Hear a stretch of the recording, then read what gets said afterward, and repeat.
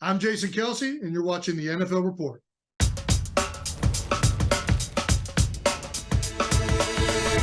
All right, welcome to the NFL Report. I'm Steve White here with my guy James Palmer and JP.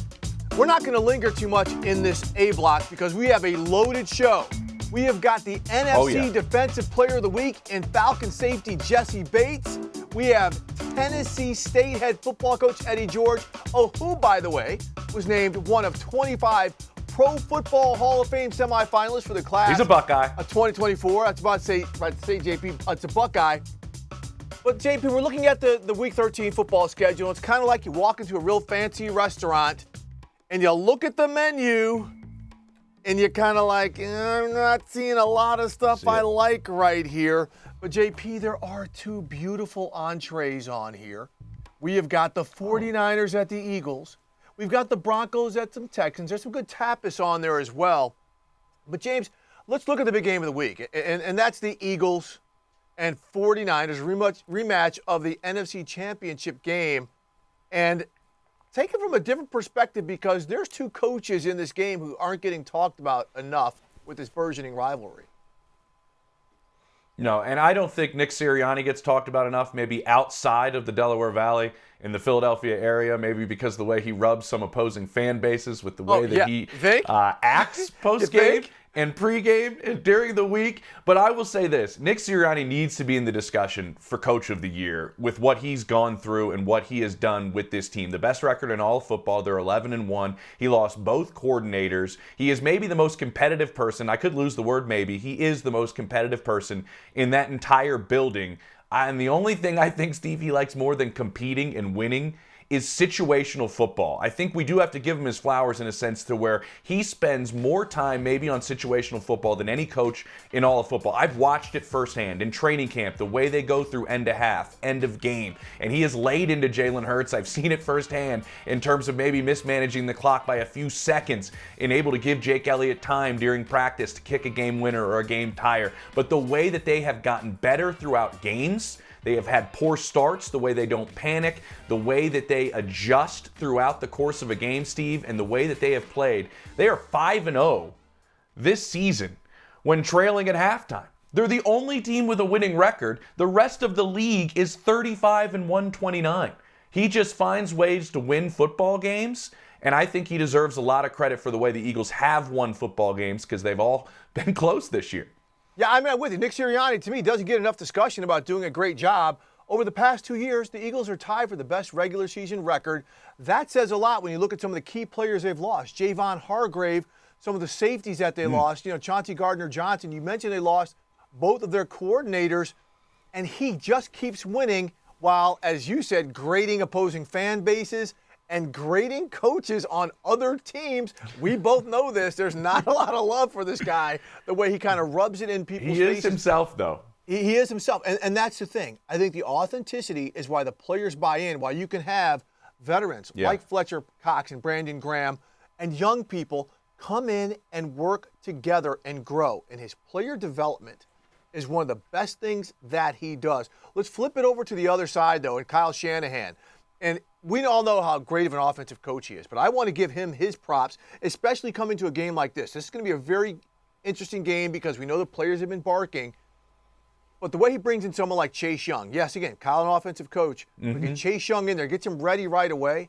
The way Kyle has coached up his coaches, he loses a fleet every year, continues to develop guys to promote from within or hire someone like a Steve Wilks and get his guys going. I think the matchup for this game and the way they are both going to be prepared is key, JP. I think the lead in the second half, though, depending who has it, could determine the outcome based on how both of these teams have worked out.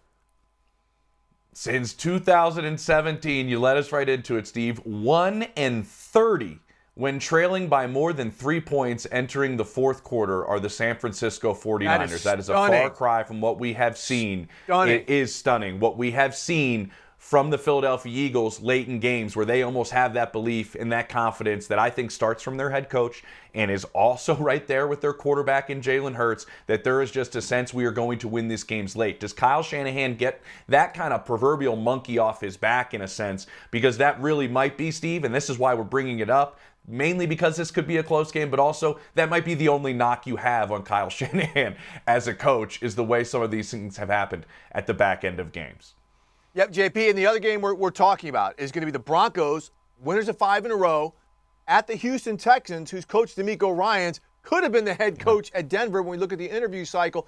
We're not going to talk about DeMeco much today because we talked about him a lot on this show. He clearly should be in the Coach of the Year conversation. But, JP, tell us about the job that Sean Payton has done after being on kind of the Nathaniel Hackett plank after all that woofing he did in the offseason and starting off as slow as they did.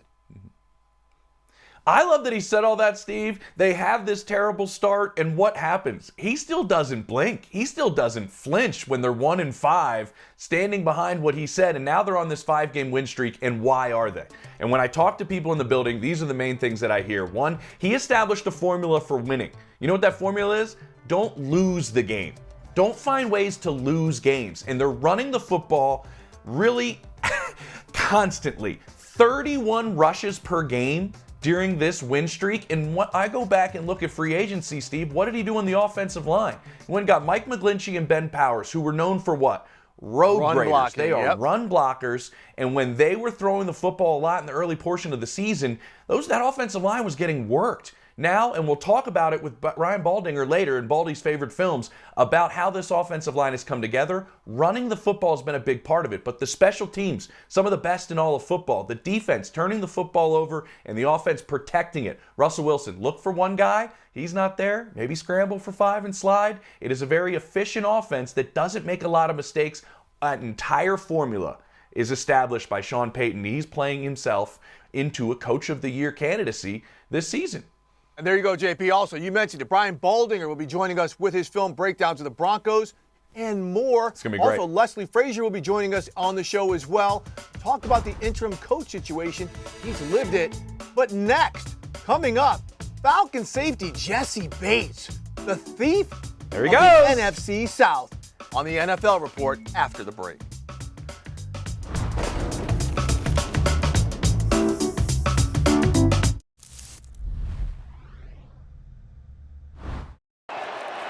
Falcons coming after Carr. Picked up. Picked off!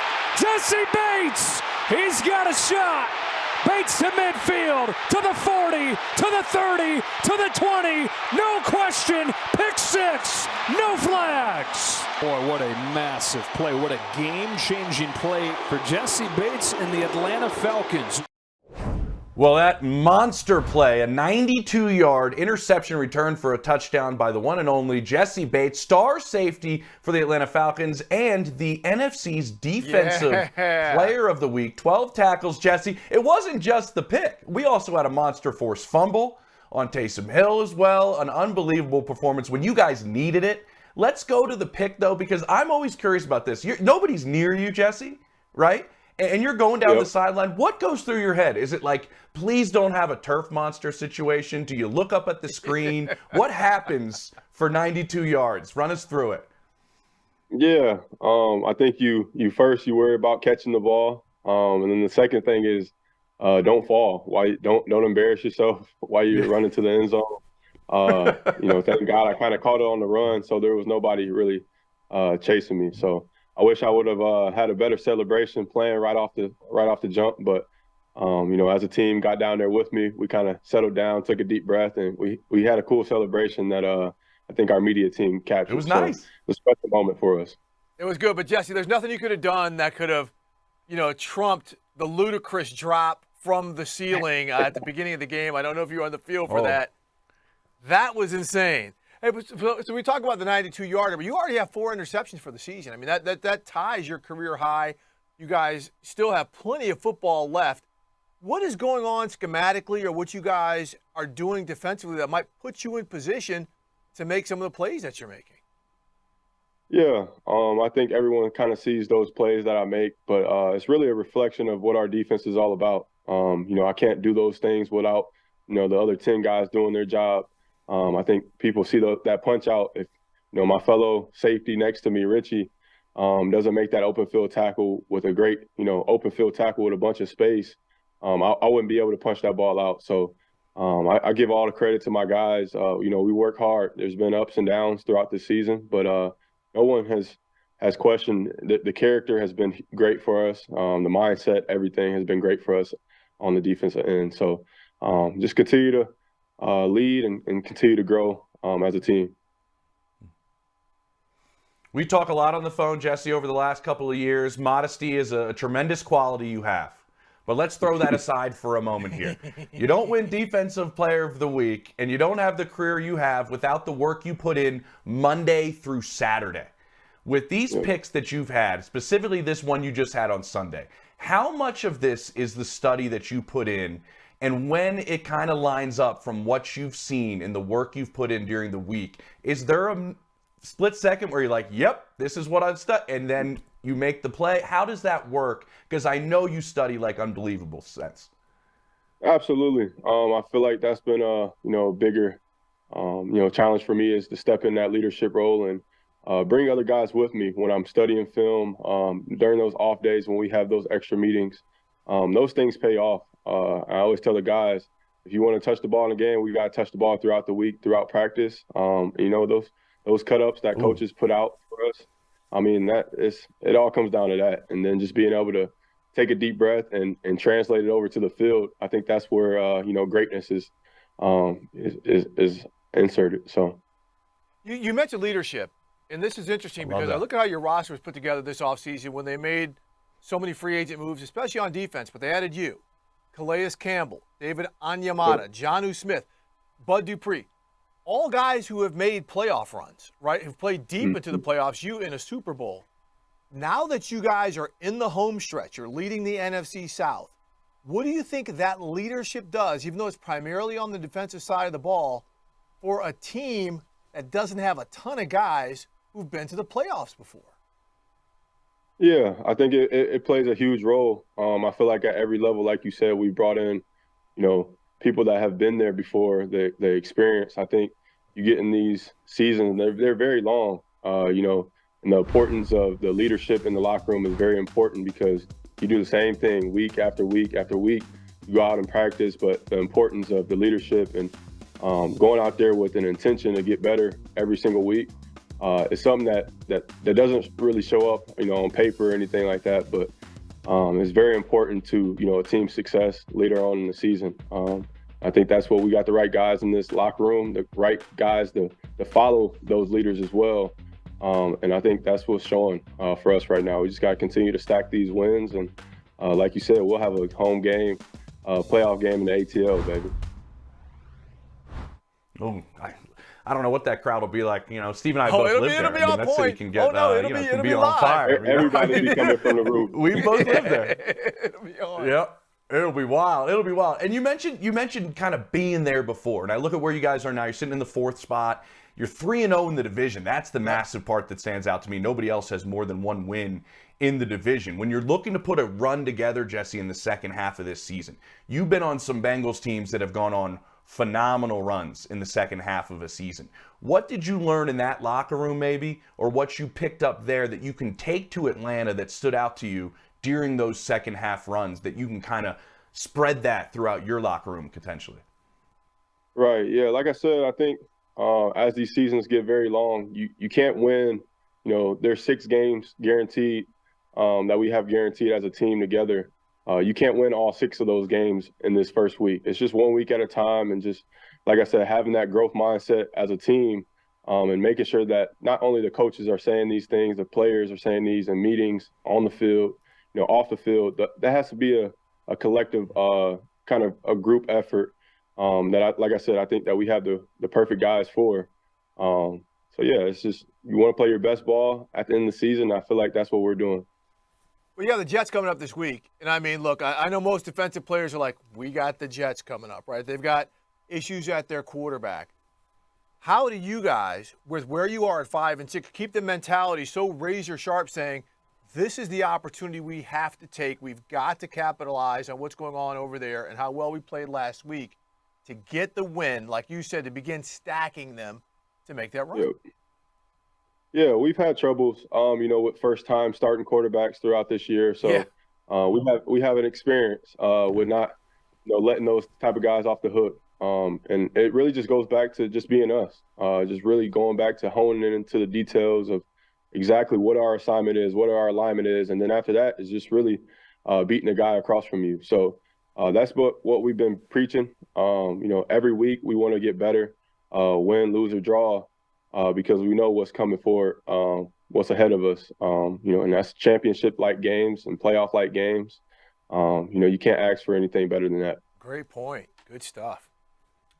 That's a great point. You want the best players playing on the biggest stages, and you guys have an unbelievably talented running back. I have to ask this because you probably went through it, Jesse, in the offseason and in training camp. Bijan Robinson in the open field, and you're a safety, and that's your assignment in a sense. Is there anything more difficult than tracking him down in the open field?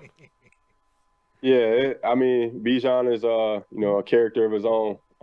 We always joked about it throughout training camp, like, hey, like, what's wrong with this dude? How can he cut like that off one leg? And for the whole world to kind of see that those first couple weeks was no surprise to us as a team.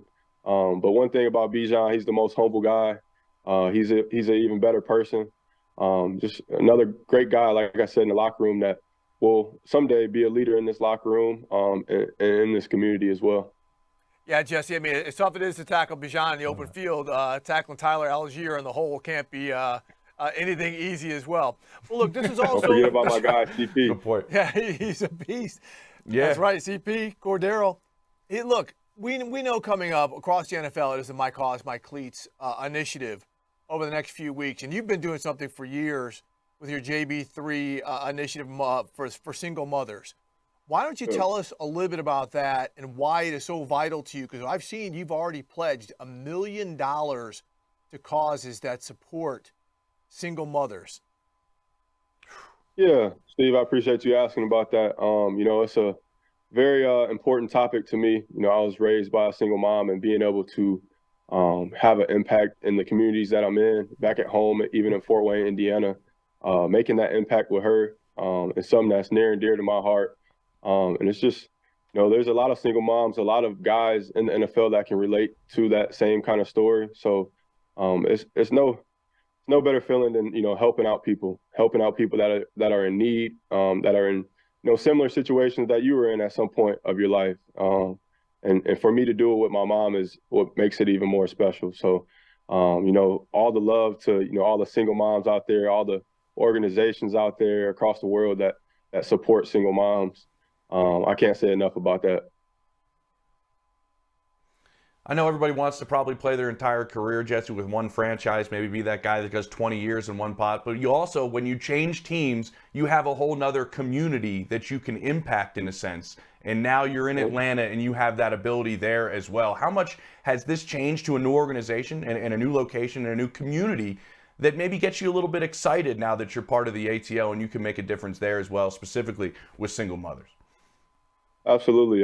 Nothing against Cincinnati. Obviously, Atlanta is a huge market. It's a bit bigger than Cincinnati. Nothing against my Midwest people out there, but it's a great opportunity. Like I said, I've already chosen an organization with Solomon's Temple, who who have families that stays in that temple, and they feed them, and that's where they live. This is their home, and just being able to have an impact around this Christmas and these holidays. It's something that I'm very, very happy to do, and very, very blessed to be able to be a blessing. Jesse, this is absolutely fantastic. And before we get out of here, one question, because you are from Fort Wayne, Indiana, the most famous football player from there. Is it you or Hall of Famer Rod Woodson? Come on now. It's all of us, baby. Hey, that's tell what I'm Rod, talking shout about. out to my guy Rod. It's 260 Fort Wayne. Love it. Fort Wayne, Indiana, baby. There we go. Hey, Jessie Bates, keep on doing wonderful things on the field, off the field. You are truly a treasure for this game. We appreciate you taking a couple minutes to join the NFL Report. Absolutely. I appreciate you, James. Appreciate you, Steve. I'll talk to you guys soon, man. God bless. I got to get my hands on that hoodie, Steve. I got to get my hands on that hoodie. But coming up next, Eddie George, one of the toughest guys to ever buckle a chin strap in the NFL. He is once again a modern era semifinalist for the Pro Football Hall of Fame. The Tennessee State head football coach joins the NFL Report next. All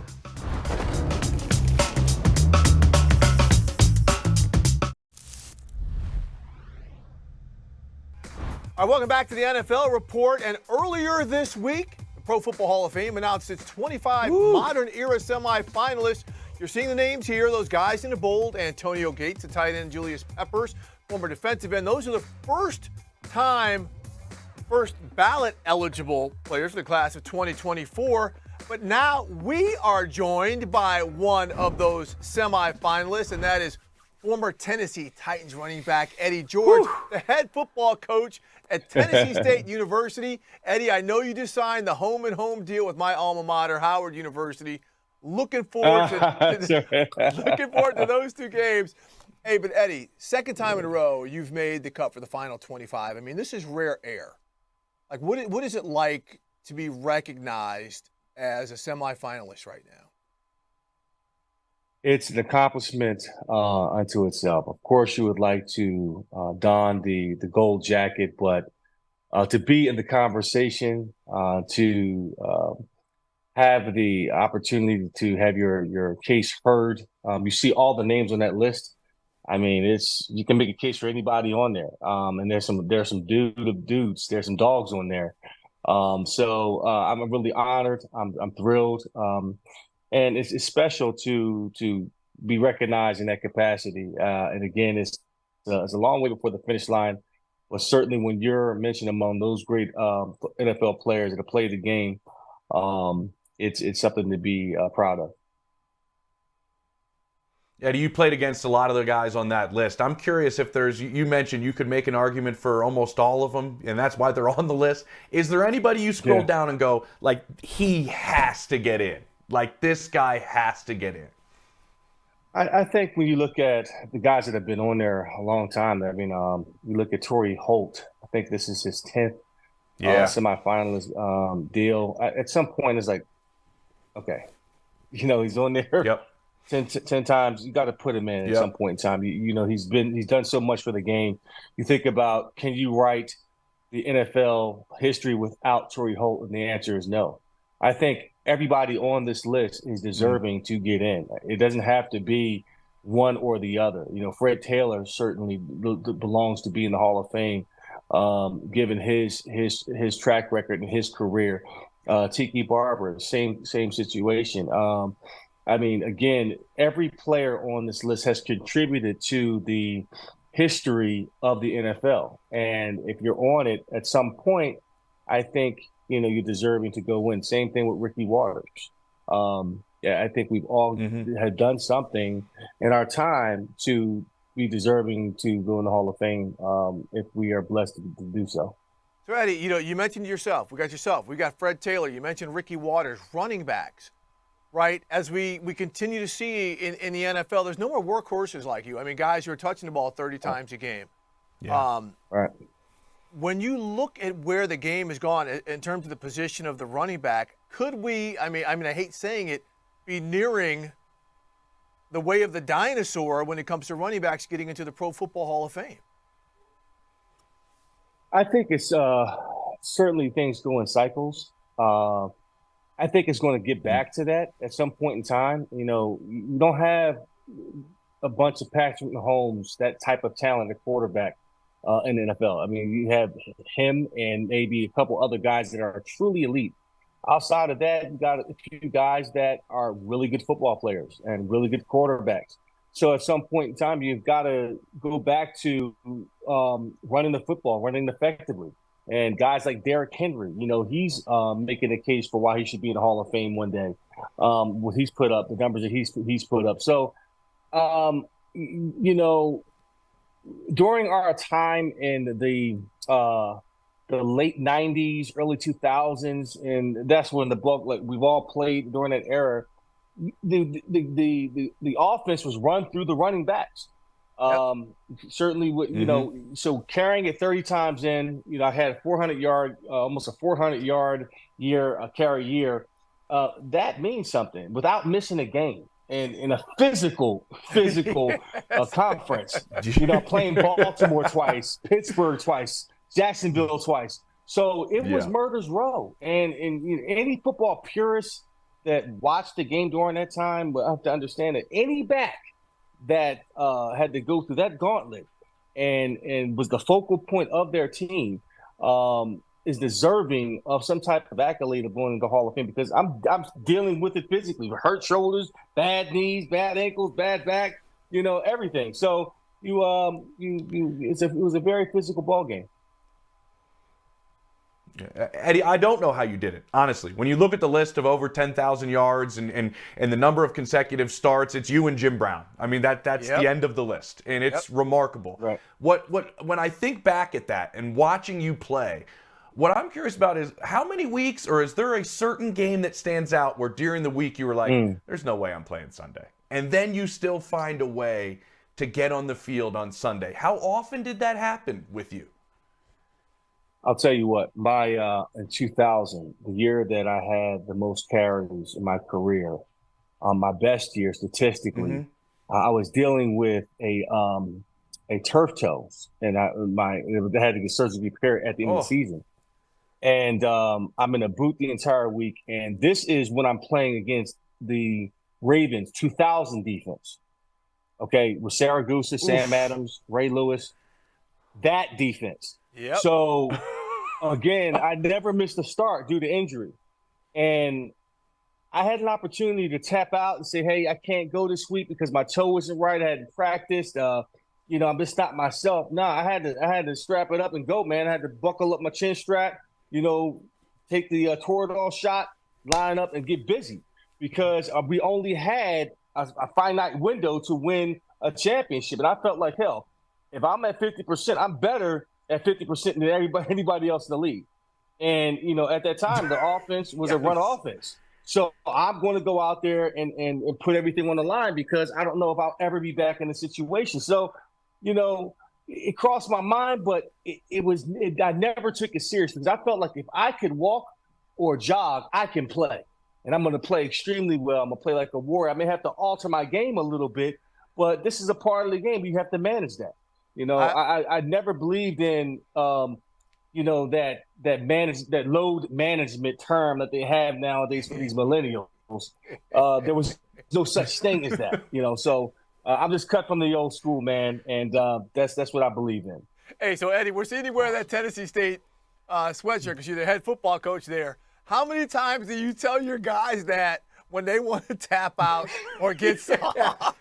Hey, now, listen. We had that conversation at the end of October. We were 6-2. Yeah. At the end of October, and I told him, I said, look, November is upon us, and it's a different deal. You set the table, and you start fast in September. You set the table in October. You win championships in November, and it's, what are you willing to sacrifice now? What are you willing to do different? You have to double down on the discipline, double down on accountability, all those things to attain that specific goal. So you have to learn how to deal with pain. And they hear it day in and day out, and you'll be surprised that we did not win those 3 games at the end of the year. And we were in every single one of them, but you have to dig a little bit deeper in order to overcome that and be that 8-win, that 9-win, that championship caliber team. So we had success this year, had a winning season, but I think there's still room for us. There's definitely room for us to be mentally and physically tougher. And trust me, that's what I'm currently working on right now on my notes. Talking about spring football. We are going to run inside zone, outside zone, and power. Repeat. Inside zone, outside zone, power. I love it. Hey, no air raid offense, JP. Outside zone, power. No air raid going on, man. Hell no. I love it. Hell no. I love it. You got to earn that right. I love it. Eddie, what I'm curious about is, you're in the college game. And when I talk to people around the NFL game, specifically in the scouting community, with NIL and what has gone on over these, is going to continue to increase over these next several years. there is a legitimate, I don't know if concern's the right way, but a curiosity about the type of individuals that are coming into the NFL from the collegiate ranks. I'm curious what your take is on kind of how maybe players' experience now over the next several years coming into the league is going to be different than all of these players that have come in before. Well, it's always been around. It's just above board now. I think that players getting paid under the table through boosters, through different business people to come to various schools, especially at the top schools, has happened. But now it's above board, and I think it's a great opportunity for kids to make money on their name, image, and likeness. They deserve it. I see what these kids go through every day, and cost of attendance isn't enough, and you got to have that. But what it's going to create is a divide in the locker room. Guys are going to get jealous. They feel like, hell, why is he getting more opportunities than me? Maybe because the fact that they're not marketable. Not every player in the NFL is marketable. So kids nowadays are understanding their value. They're understanding that, hey, I can go out and go to a school and get an NIL deal and be comfortable with that. They're in it for the money. You're going to find out real fast who loves the game of football, who wants to be great, and who's just in it just to get notoriety, who's in it just to get NIL deals and so forth. And that's going to be the key. And I think you'll find out real quickly what's important to the player as they come in from the the collegiate ranks into the NFL, what their priority is. Because with that mindset, you're not going to last very long. It's not going to happen. That's fantastic stuff, Eddie. We only have a minute here, but as an HBCU alumni myself, I want to ask you this, because Tennessee State is one of the richest black college football programs in history. Guys, Hall of Famers like Richard Dent and Claude Humphrey. You got Ed Too Tall Jones, not a Hall of Famer, but a great player. How much do you push that history on modern era players when you're trying to recruit them? I mean, does it even work?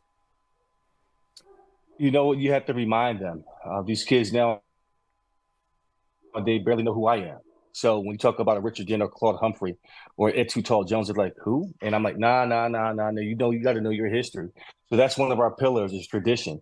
So I try to, in our hallway, we have their jersey up, their history, the number of draft choices that came through, the Pro Football Hall of Famers that have come through your school, because you have to understand what you're walking into. This is not a podunk HBCU with no history. Right. This is a school rich in tradition, known for physical offensive linemen, known for receivers, known for Hall of Famers, and that's what needs to happen. And I think a lot of HBCUs don't get enough credit for that. Hey, Eddie, we appreciate you taking the time. Look, third-year coaching ever, 6-5. Yeah, you didn't win those final 3 games. It was the first winning season at Tennessee State, I believe, since 2017. So congratulations to you. And on December 27th, we're going to find out the 15 Pro Football Hall of Fame finalists. Best luck to you, Eddie George. Thanks for taking some time. Do I have a vote? I don't. You do? No. I think Steve does. No? I don't. Oh. I can be a lobbyist. I mean, Eddie, I'm a Buckeye, so I'm going to be lobbying for you. Hey, I appreciate it, man. How about that loss, man? God, it hurt. Yeah. That hurt. Come on. That's what it is. But, hey, guys, I appreciate it, man. And thanks for having me on. Have me back anytime. I'd love to come back on. Appreciate it, Eddie. Loves it. Thank you so much, Eddie. How spectacular was Eddie George talking about power football? Well, coming up next, Brian Baldinger is going to be talking more power football, and he's going to walk us through the Falcons Pancake Factory. That's up next on the NFL Report.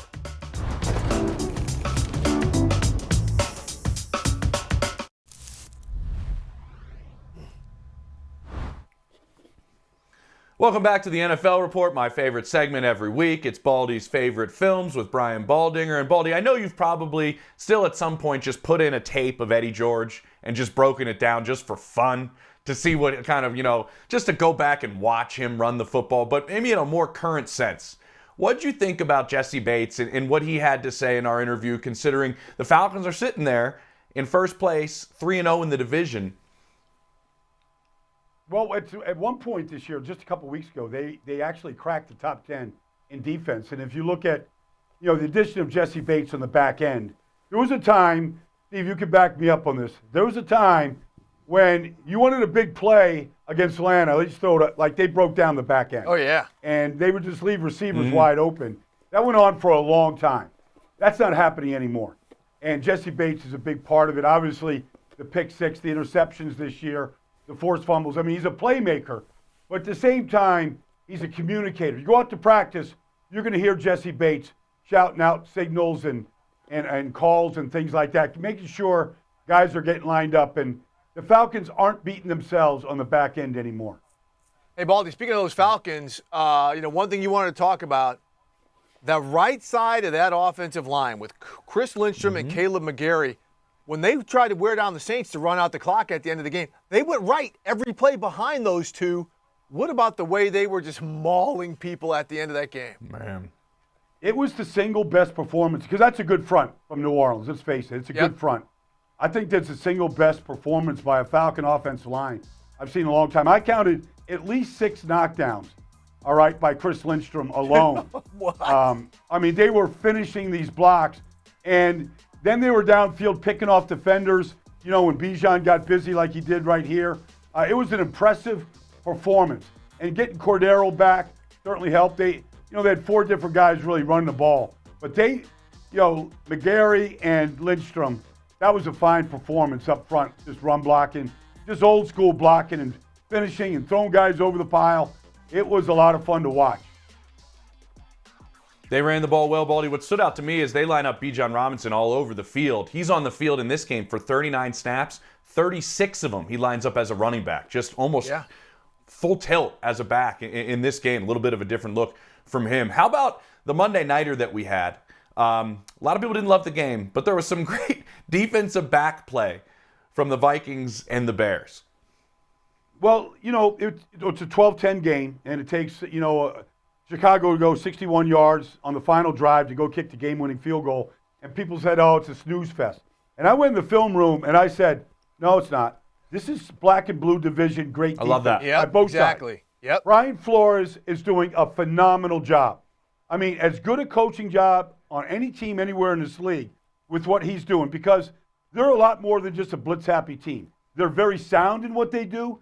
They're very fundamental in what they do. And, you look at a guy like Josh Metellus and what he did in that game and all the different places that Brian puts him in, whether it's in the back end, at a corner safety position, whether it's at linebacker, whether it's blitzing off the edge. He's found a way to use a guy that's got a tremendous variety of skills.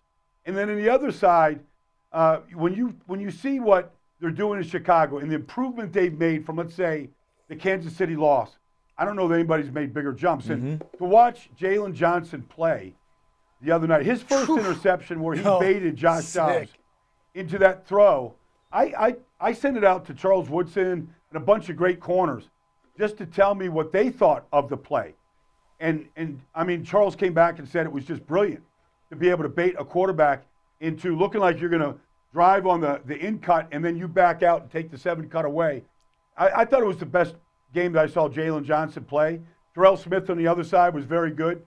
But I think right now, these are 2 defenses that are going to give a lot of teams problems down the stretch right now. Metellus is such a chess piece. I mean, and he's such a physical player, the way he forces turnovers and everything. Baldy, let's go back to the offensive line. The Denver Broncos. I mean, this is a unit that has stayed intact all of the season, and you're starting to see why some things are working on offense. So let's just give them credit. I mean, there's McGlinchey, there's Quinn Miners, there's Cushenberry, there's Powers, and there's Bowles. I mean, that's the group. They played all but 5 snaps together. And if you looked at them week 3 or 4 against Washington, they weren't very good. They were leaky. Russell Wilson was getting hit a lot. But they have stayed together. They have played together. They have found a way to win games right now. They ran it 39 times at one of the best defenses in the league for 169 yards. This Javonte Williams run right here, it's one after another. And it was every variety of run, guys. It was power. It was inside zone. It was outside zone. They really kind of, right here, the fullback Burton is cutting the defensive end. They really threw a whole package of runs at Cleveland, and it was really effective. I mean, anytime you get, the running back onto the free safety like they do right here, that's a good job by the front. More power. Like Quinn Miners is having, to me, a Pro Bowl season, but everybody else out there has improved. They've played together, and this is what you hope happens over the course of the season if you can stay healthy and stay together. And that's what they have done. And they're really reaping the fruits of those benefits of being out there every play this year. You know, Baldy, their star cornerback Patrick Surtain was asked this week, who deserves a Pro Bowl nod on this team? The first name that came to his mind was Quinn Miners. He said, when I watch the film of our offense, he makes life easier on everybody else that is out there on offense. Let's go to a defensive line in terms of the Philadelphia Eagles. Jalen Carter and Jordan Davis, two youngsters in the middle of that defensive line. I watched them play a zillion snaps on Sunday against the Bills. When I talked to Josh Sweat, he said, these guys are killing guys with old school moves that you saw 20, 30 years ago, Baldy. What are you seeing from these two massive, young, dominant players? Well, they had to play a lot of snaps. You know, Fletcher Cox went down with a groin pull during the game. Milt Williams was out. They had to play a lot of snaps. They didn't have the normal defensive tackle rotation, and they stepped up. And so Jalen Carter has been just a physical freak all year long and an advanced student, not just physical. I mean, a very advanced student in how he plays the game. But Jordan Davis really popped last Sunday. I thought it was the best game that he played. Yep. He played with a lot of energy. He played with a tremendous amount of endurance. Didn't come off the field, stayed out there, was chasing Josh Allen to the sidelines late in that game. You remember the belly flop there to the sidelines where I wasn't sure he was going to get back up. But the effort that both of them played with, I mean, look, they were drafted to be the future defensive tackle for the Eagles. And we might have just seen the changing of the guard at that position between the two of them and how they played last Sunday against the Bills. Yeah, Baldy, I mean, look, that was the big question awesome about the Eagles with some of the key players like Javon Hargrave, who they lost. Can these young players step up? Not only have they stepped up, they've endured. They've broken through that rookie wall, and they're playing best at the most important part of the season. Matured. Baldy, we absolutely appreciate the insight. We'll look forward to having you back next Thursday here on the NFL Report. Love it. Coming up next, we've seen some head coach firings. But what about the guys who replace him, and what's that life like? Our own Leslie Frazier knows firsthand, and he's joining us after the break on the NFL Report.